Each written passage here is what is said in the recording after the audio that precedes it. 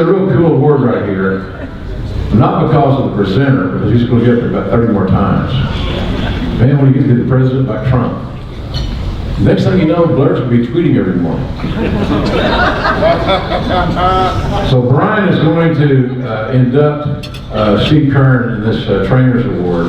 And I can tell you, Steve Kern was a rock when I was working in talent relations and for WWE.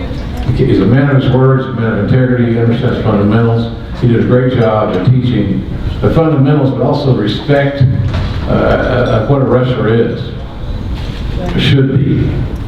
And so Steve did a great job for us. He's very deserving of this award, and I'd like to suggest now that you turn your attention to the video screens.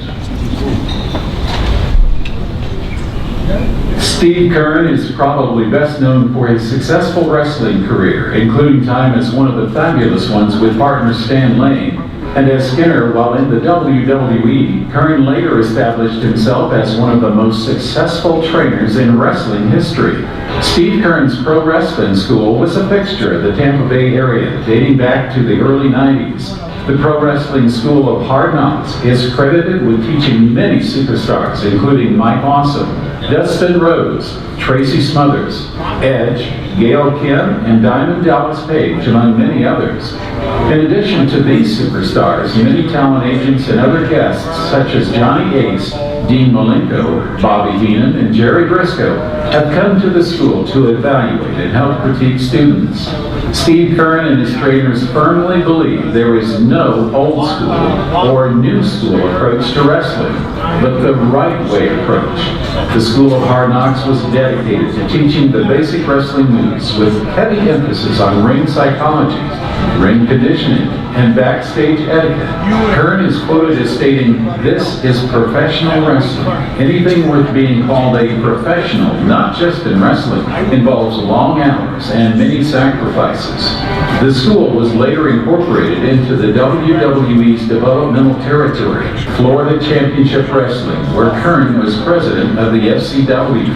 Kern has a talent for bringing out the best in those who put their careers in his hands, successfully helping them on the path to wrestling stardom. Tonight, we honor Steve Kern with the Cauliflower Alley Club Trainers Award.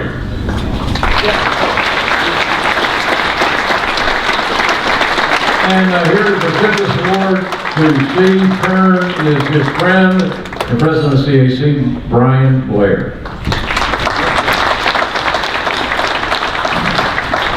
Thank you, Jim. I have my timer right here, so will not go past 5 minutes. Start. There we go. And, you know, it would really take me hours and hours to talk about Speedo.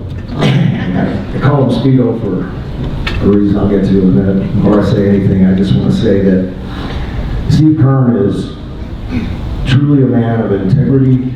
He's the best friend that a person could ever have. I mean, I know that on my one hand, I may have 5 friends, maybe. But I know on that hand, Steve Kern is on there.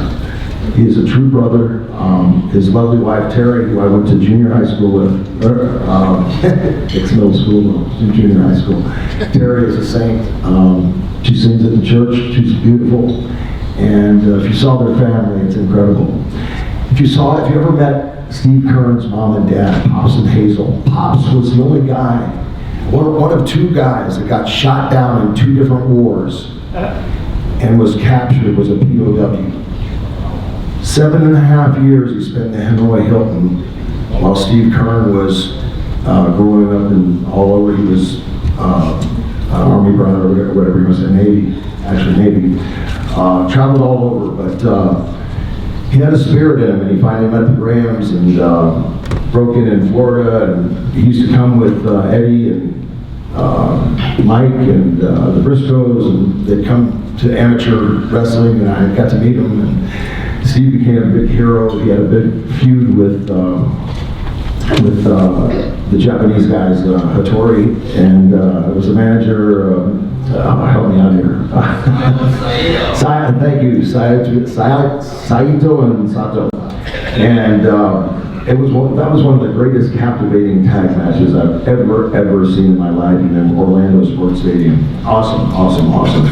But Steve was my business partner. We grew up and grew together, and I started Gold's Gym. Steve's, we just did a lot together, and he became the most trusted business partner I've ever had in my life. It was very rewarding.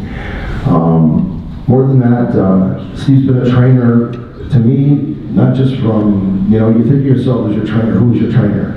I think of my first trainers, maybe Hiro Matsuda or Jack Briscoe, Buddy Cole, guys that got down in the grind, but I learned a lot from everybody. I mean, everybody at these tables right here, I watch every one of these guys' matches, and I've learned something, and Steve will probably articulate on that. And that's why he's such a good trainer, because I've seen him take guys from didn't know a wristlock from a wristwatch and turn them into superstars. It's amazing. The man has not just integrity, he's got talent, and he's trained more people than anybody in this business, more people that have made money than any other person in this business, and we're very blessed to have him here tonight. My dear friend, who I love, Mr. Steve Speedo Kern.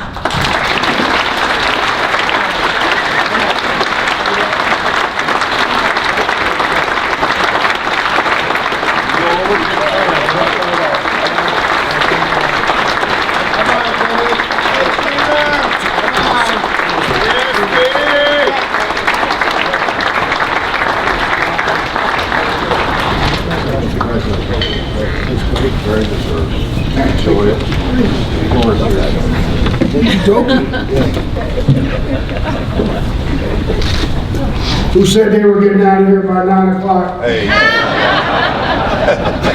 We are. I'm really impressed with the CAC. Before I start, I want to tell you that I look through the eyes of faith, not through the eyes of fear. I have one God. My Savior, Jesus Christ, is why I'm successful. So anything other than that,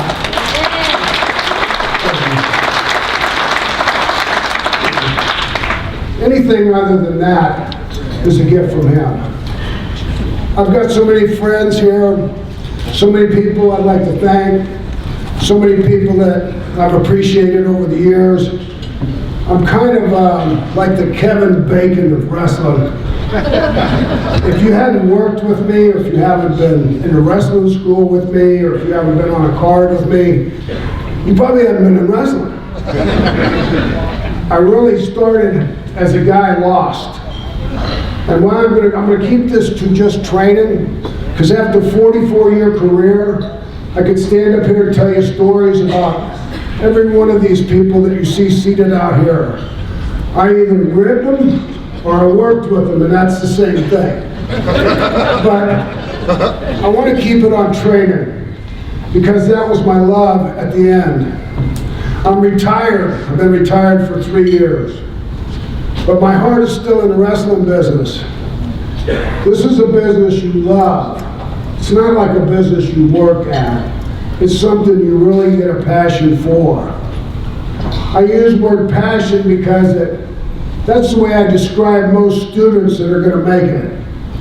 It's not guys or girls that come and just want to see if they can make money.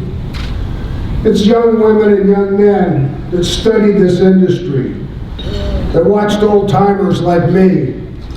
I won't mention anybody else's name because I don't want to include them as old timers. But they love what they want to do, and they show that passion. I started in the territorial days in Florida. We had a word back then that I didn't know when I started, but I learned real quick. It was kayfabe. I think the word's gone now. But when I started, Eddie Graham didn't let you walk through the front door in the Sportatorium in Tampa and step into the ring and start wrestling. He didn't even smarten you up for a long time until he felt confident that not only you love this industry, but you would fight for it. In that video you saw there, just on the inside where I put that mark to sleep, Yeah! I was on a live San Francisco AM show with Stan, and that jabroni came to me and said, listen, I want to go out there and talk about wrestling and what I watched when I was a kid, how it's all fake. Anybody know the sleeper? I kind of know how to use it. Well, this is what I want you to do. I want you to put it on me. I'm going to pretend I go to sleep. And then when it's over and you turn loose, I'm going to jump up and go, hey, look, see, I told you it's all fake. Well, we didn't really get a lot of that video, but I double-crossed him. And when he got up, he was mad, upset. But I learned a long time ago to protect my industry. And I will protect my industry.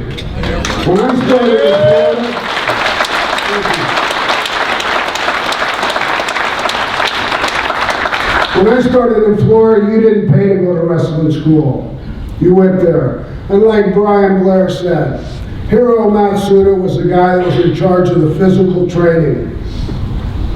I really didn't like Hiro too much because he was brutal and he smiled the whole time he hurt you. Now, Brian also mentioned that I'm a son of a prisoner of war of 2 wars, Germany and Vietnam. My dad was shot down when I was 13 years old. And in being in that situation, I was confused with what I wanted to be when I grew up. I went to school with Mike, and Eddie approached me one time at his house when we were working out and said, you ever thought about wrestling? And at that time, I was picking guys up from the airport for the office and doing things, but I was convinced it was real. Because I saw them after the matches. I saw them beat up. So I said, well, I'm not really interested in getting beat up. He said, well, think about it. I went to college for a year as a pre-med student. Have no idea why I did that. I just said, well, what makes the most money? And they said, doctor, lawyer, and Indian chief. And I go, I want to be a doctor. Anyway, college wasn't my thing. I ended up in the wrestling business, but here's the start. I go to the sportatorium, and Hiro Matsuda had a deck of cards, and we do squats to a deck of cards. Flip a card, do the squats. My sister could have beat me when I was done with just the squats. Then we'd do push-ups, then we'd do neck bridges, then we'd run. And then Matsuda, or another guy that was known for stretching, Carl Gotch, would stretch you. I remember my mom coming home and seeing me, and I'd have mat burns on my face. Nothing serious, no teeth missing, but I had mat burns on my face. And she'd say to me, she goes, I thought wrestling was fake. I said, I did too. I don't know what I'm learning, but it doesn't look like what they're doing on TV. I don't know if they're using me just to see if I'll stand the test and be a good dummy for something. But inevitably, I got it as I got older. That was to program me, to protect my business, to stand up to marks that came up and said, hey, wrestling's all fake. Hey, you wanna wrestle? Yep. I'm not a shooter, so don't anybody mistake that. I was a pretty boy, and I wanted to stay a pretty boy. But I was surrounded by some of the toughest men in the world, and I didn't ever want to let them down. So I protected my industry. Fast forward, I've wrestled for a few years. I think I know what I'm doing, but the older I get, the more I realize how little I knew when I thought I knew it all. Teaching is a totally different animal because you have to take your mind and retire it back to when you started. First lesson, wipe your feet off before you get in the damn ring.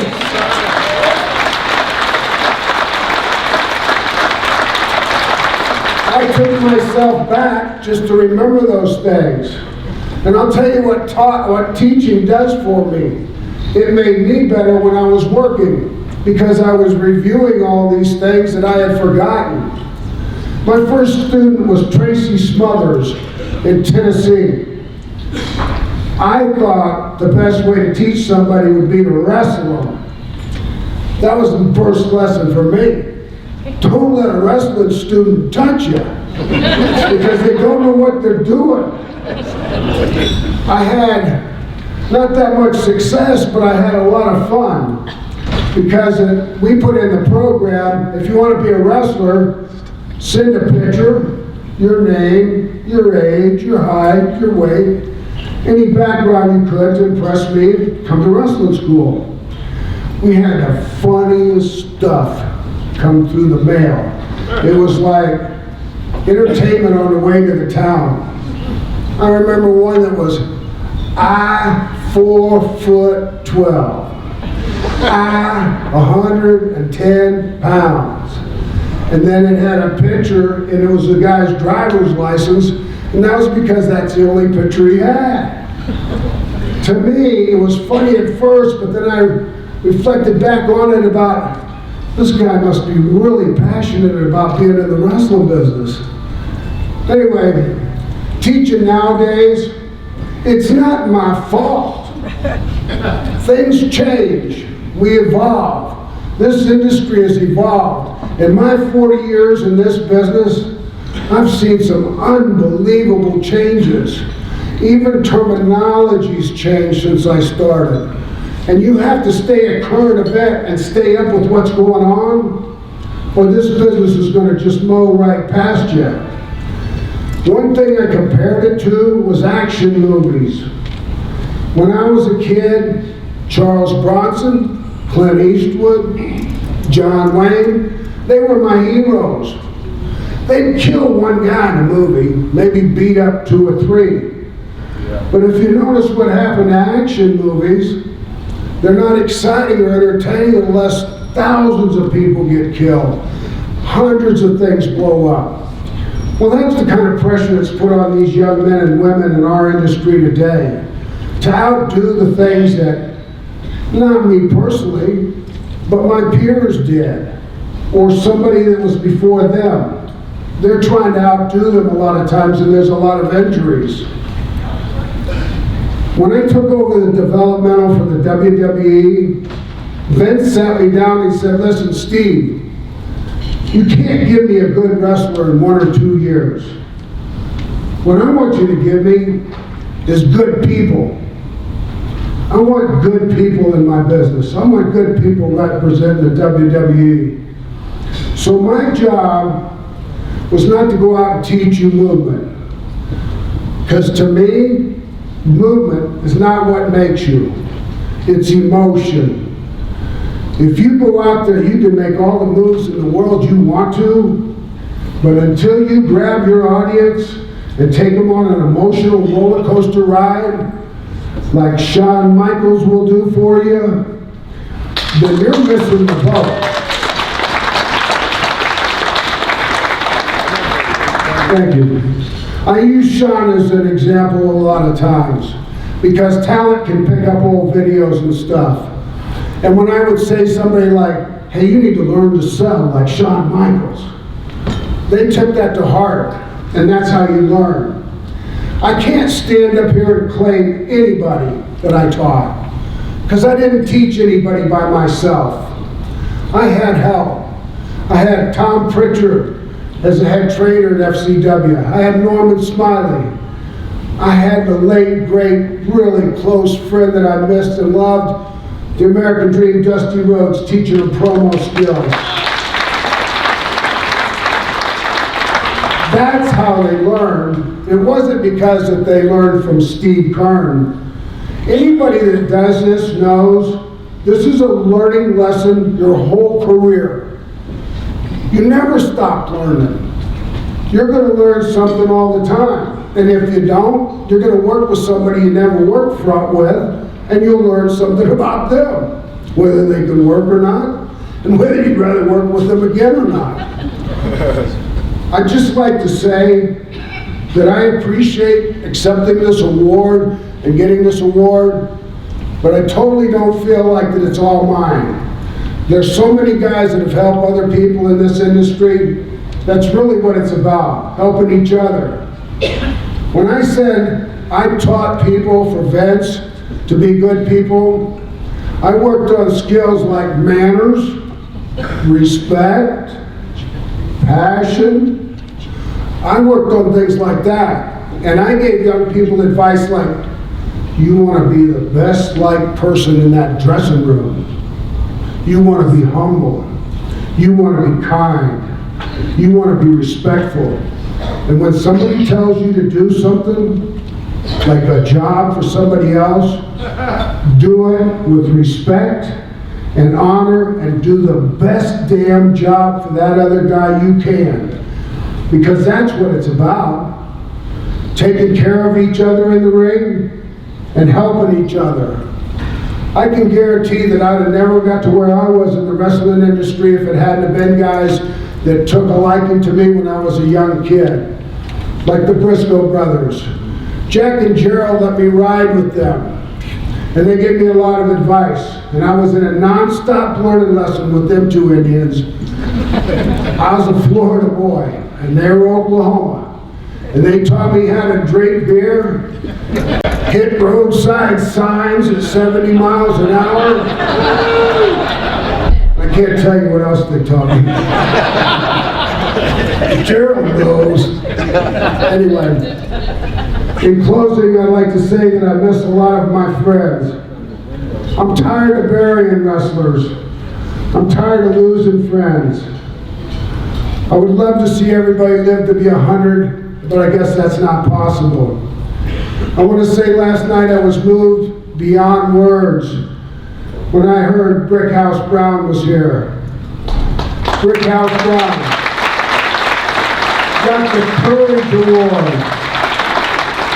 He got the Courage Award because he's fought cancer. My best friend Mickey J. Hinson last night, he got the Referee Award.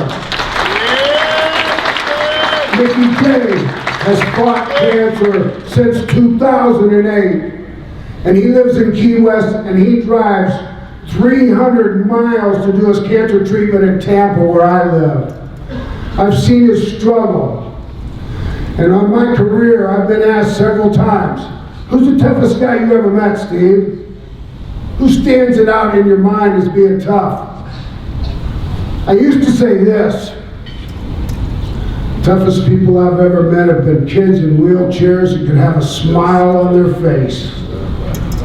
Now, I've added this, the toughest people I've ever met have fought cancer and other diseases, laughed in its face, never cowered, never bent, but took it on, straight on, and fought it, and they're going to live with it. And I know I'll see Brickhouse Brown here next year, and I know I'll see Mickey J. Hinson here next year.